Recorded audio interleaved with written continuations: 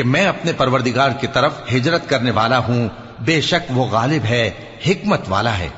और हमने उनको इसहाक और याकूब बख्शे और उन्हीं की औलाद में पैगंबरी और किताब रख दी, और उनको दुनिया में भी उनका सिला इनायत किया, और वो आखिरत में भी नेक लोगों में होंगे।